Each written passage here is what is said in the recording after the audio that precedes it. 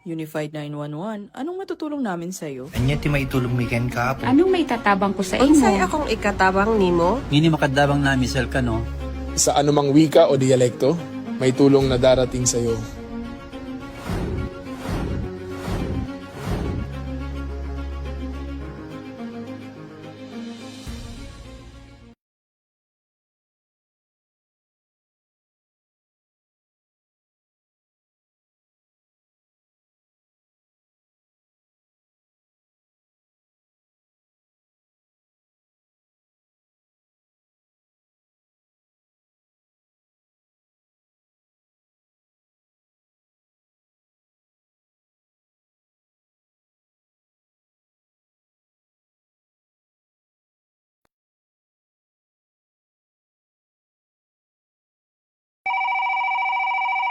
Unified 911, anong matutulong namin sa'yo? Anya ti maitulong mi ken kapo. Anong may tatabang ko sa imo? Unsay akong ikatabang nimo? Ngini makadabang na misal ka no?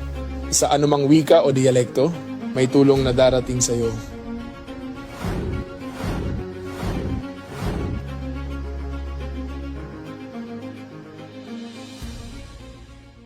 Lilingkod sa bawat Pilipino at magbibigay ng tamang impormasyon para sa tahimik at maayos na Pilipinas. Police News Network, alagad ng batas, tagapagtaguyod ng balitang pulis, sandigan ng mamamayan, patnubay ng katotohanan. Kampo Krame, maghahatid ng pinakahuling kaganapan at nagbabagang balita. Ito ang PNN Police News Network. At ngayon, ang inyong mga tagapagbalita. Magandang araw, bagong Pilipinas. Ako ang inyong alagad ng batas, tagataguyod ng Balitang Pulis. Ako po si Patrolwoman Jenny May Dolor Mabayaw mula sa Eastern Police District ng NCRPO. Maghahatid sa inyo ng tamang balita, kwento ng pulis at serbisyo para sa mamamayan. At ito ang PNP News Online, ang pangunahing balita ng Police News Network. Alagad ng batas, tagataguyod ng Balitang Pulis.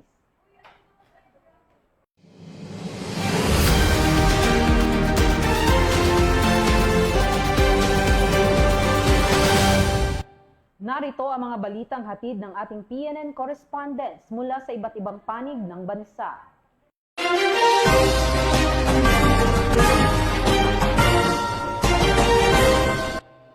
Tinatayang 3.4 milyong halaga ng hinihinalang shabu ang nakumpiska ng mga operatiba ng Philippine National Police Drug Enforcement Group o PNP-DEG matapos ang matagumpay na buy-bust operation sa Parañaque City.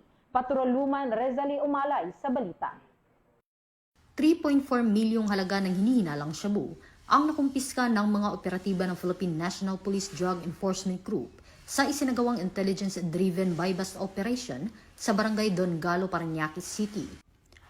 Ayon kay PNP-DEG Director, Police Brigadier General Elmer Ragay, naaresto sa operasyon ang isang 30 anyos na suspect matapos ang matagumpay na transaksyon sa isang pulis na nagpanggap na buyer. Na-recover din ng mga operatiba ang humigit kumulang 500 grams ng hinihinalang shabu. Paiigtingin ang koordinasyon ng law enforcement agencies at ang paggamit ng intelligence-driven operations upang maprotektahan ang mga komunidad laban sa illegal na droga. Aniya, ang ligtas at maayos na pagkakaaresto sa suspect ay patunay ng mataas na antas ng disiplina at profesionalismo ng mga operatiba ng PNP sa kanilang kampanya kontra illegal na droga, alinsunod sa advokasya ng bagong PNP para sa bagong Pilipinas, serbisyong mabilis, tapat at nararamdaman. Mula po dito sa Kampo Krame, ako ang inyong PNN correspondent, Patrolwoman Rezalie Umalay, nagbabalita para sa Police News Network, alagad ng batas, tagataguyod ng Balitang Pulis. Pinaigting ng Philippine National Police sa pakikipagtulungan ng Norwegian Police ang kampanya laban sa online sexual abuse and exploitation of children sa pamamagitan ng mas matibay na ugnayan, pagpapalitan ng impormasyon at pagpapalakas ng kakayahan ng mga law enforcement personnel upang matugunan ang lumalalang banta ng online child exploitation. Yan ang balitang tinutukan ni Patrolman Adrian Dayao. Mas pinalawak pa ng Philippine National Police ang kampanya nito laban sa online sexual abuse and exploitation of children sa pamamagitan ng mas pinaigting na palitan ng impormasyon sa Norwegian Police Service. Kasunod ng paglagda sa isang Memorandum of Understanding, inatasan ni PNP Chief Police General Jose Melencio Nartates Jr. ang Women and Children Protection Center, Anti-Cybercrime Group at mga Police Regional Office na paigtingin ng operasyon laban sa mga sangkot sa online child exploitation. Ayon kay Police General Nartates, makakatulong ang kasunduan upang mas mabilis, matukoy at mabuwag ang mga online network na nagsasamantala sa mga bata. Sinabi naman ng Embahada ng Norway, nakatulong na ang kanilang intelligence information sa pagliligtas ng mga batang biktima at pagkakaaresto ng mga suspects sa Pilipinas at Norway. Mula po dito sa himpilan ng Pambansang Pulisya ng Pilipinas, ako po si Patrolman Adrian Dayaw, nagbabalita para sa Police News Express. Bagong PNP para sa bagong Pilipinas, serbisyong mabilis, tapat at nararamdaman. Maraming salamat, Patrolman Dayaw. Nasa 17.5 milyong halaga ng hinihinalang shabu ang nakumpiska ng mga otoridad sa isang anti-illegal drugs operation sa Negros Island Region bilang bahagi ng patuloy na kampanya ng pamahalaan laban sa illegal na droga. Narito ang buong detalye ng report mula kay Patrolwoman Rezalay Umalay. Aabot sa 17.5 milyong halaga ng hinihinalang shabu ang nakumpiska ng mga otoridad sa magkakahiwalay na anti-drug operation sa Negros Island Region bilang bahagi ng pinaigting na kampanya laban sa iligal na droga. Naging matagumpay ang mga operasyon sa pamamagitan ng mahigpit na koordinasyon ng mga regional unit ng Philippine National Police at ng Philippine Drug Enforcement Agency. Ayon sa mga otoridad, ang magkakasunod na operasyon ay nagpapakita ng patuloy at walang humpay na pagpapatupad ng anti-drug campaign sa iba't ibang rehiyon ng bansa. Binigyang diin ng pulisya na hindi lamang sa Metro Manila nakatuon ang kampanya laban sa iligal na droga, kundi maging sa mga lalawigan upang maprotektahan ang mga lokal na komunidad at mapigilan ang pagkalat ng ipinagbabawal na gamot sa buong bansa. Alinsunod sa advokasya ng bagong PNP para sa bagong Pilipinas, serbisyong mabilis, tapat at nararamdaman. Mula po dito sa Campo Crame, ako ang inyong PNN correspondent, Patrolwoman Rezalay Umalay, nagbabalita para sa Police News Network, alagad ng batas, tagataguyod ng Balitang Pulis. Maraming salamat, Patrolwoman Umalay. Mahigit 130 personnel ng Philippine National Police at miyembro ng media ang lumahok sa isinagawang Police Media Relations Seminar ng Pangasinan Police Provincial Office bilang bahagi ng patuloy na pagpapalakas ng ugnayan at kooperasyon ng kapulisan at mga tagapaghatid ng impormasyon sa publiko. Yan ang pahayag mula kay Patrolman Edwin Bari. Nagsagawa ang Pangasinan Police Provincial Office ng seminar para sa Police Media Relations bilang bahagi ng pagdiriwang ng 31st Police Community Relations PCR Month sa Camp Antonio U Season sa Lingayen, Pangasinan nitong ika-6 ng Hulyo taong kasalukuyan. Mahigit 130 pulis at media practitioners mula sa iba't ibang bayan at lungsod ng Pangasinan ang lumahok sa isang seminar na naglalayong palakasin ang ugnayan ng pulis at media. Pinangunahan ng aktibidad ni Police Colonel Dennis L. De Leon, ang Officer in Charge, Provincial Director ng Pangasinan Police Provincial Office, ang aktibidad na naglalayong palalimin ang kaalaman ng mga pulis at media practitioners sa PNP Rural Media Relations na nagtataguyod ng transparency, responsableng pagbabahagi ng impormasyon, kaligtasan ng mga mamamahayag at paggalang sa press freedom. Naging resource speaker si Attorney Philip Raymond S. Rivera, ang NAPOLCOM Provincial Officer for Pangasinan, na tinalakay ang tamang police media engagement, media accreditation at mahalagang probisyon ng resolusyon. Ayon sa Pangasinan PPO, muling pinagtibay ng aktibidad ang kanilang pangako na palakasin ang ugnayan ng pulisya at media upang maisulong ang tapat, responsable at napapanahong pagbibigay ng impormasyon sa publiko. Mula dito sa National Headquarters ng Philippine National Police, ako ang inyong PNN correspondent, Patrolman Edwin Baris, alagad ng batas, tagataguyod ng Balitang Pulis. Maraming salamat, Patrolman Baris. Nakapagtala ang Memaropa Police Regional Office ng makabuluhang pagbaba sa insidente ng focus crimes matapos itong bumaba ng 48.63% sa loob lamang ng 2 buwan. Ang buong detalye ng report mula kay Patrolwoman Dara Palogne. Nagtala ang Police Regional Office Mimaropa ng 48.63% pagbaba ng focus crimes sa unang 2 buwan ng pamumuno ni Police Brigadier General Christopher de la Cruz, Regional Director.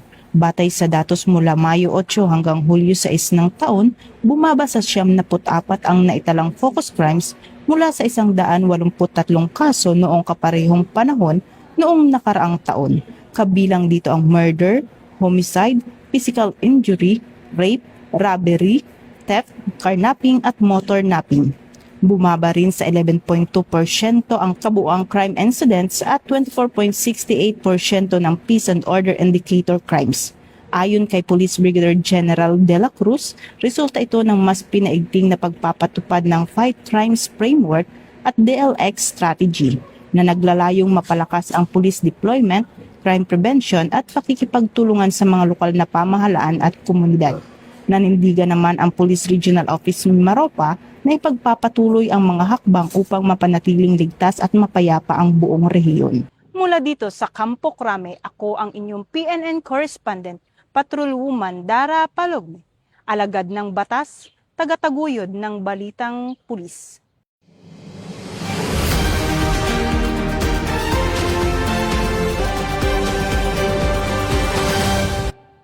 At yan ang mga balitang nakalap ng ating PNN correspondents mula Luzon, Visayas at Mindanao. Para sa mas malawak at mabilis na ulat ng mga balita, i-like, follow and share kami sa aming Facebook account ng Police News Network at sa Twitter account para sa mga real-time updates at YouTube channel para sa mga live streams at replays. Manatiling mapagmatyag at laging alamin ang totoo.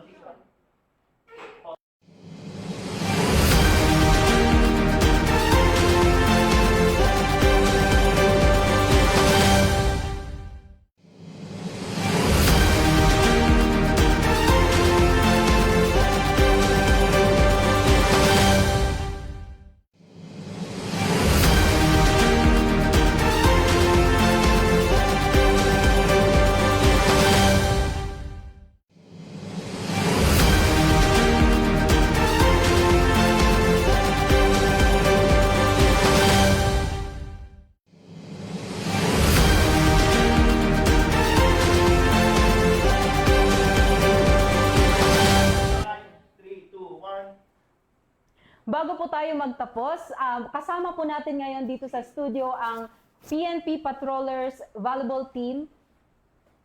Yan po.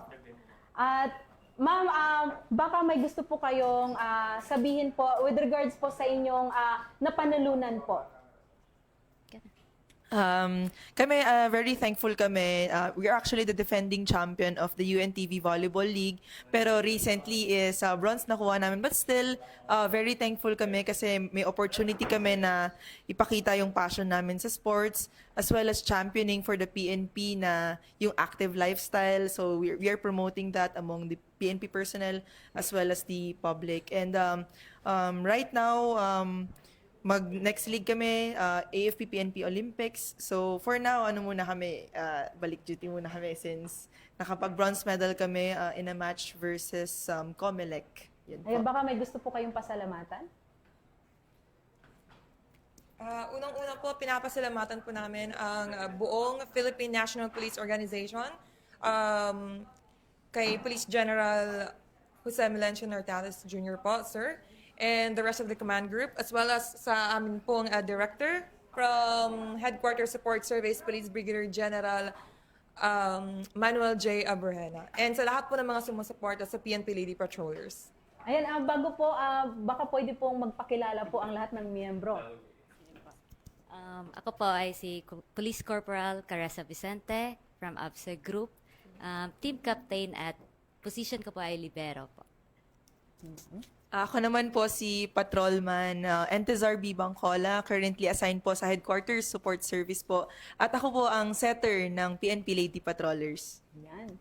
And ako naman po si Patrolwoman Miriambe L. Porio from Headquarters Support Service din po. Ako po ay ang opposite spiker. Ayan. Maraming salamat po. Maraming salamat po sa inyong pagpapaunlak na maging bisita po namin sa araw na ito. Maraming salamat po. Sa ngalan ng pamunuan ng Philippine National Police sa pangunguna ni Chief PNP Police General Jose Melencio Nartates Jr. at sa pamunuan ni President Ferdinand Bongbong Marcos Jr., kami ay maglilingkod sa bawat Pilipino at magbibigay ng tama at balansing balita. Mula rito sa tanggapan ng tagapag-ugnay ng Pambansang Pulisya, ako ang inyong alagad ng batas, tagataguyod ng Balitang Pulis, Patrolwoman Jenny Dolor Mabayaw mula sa Eastern Police District ng NCRPO. Maghahatid ng tamang balita, kwento ng pulis at serbisyo para sa mamamayan. At ito ang PNP News Online, ang pangunahing balita ng Police News Network. At ito ang bagong PNP para sa bagong Pilipinas. Serbisyong mabilis, tapat at nararamdaman.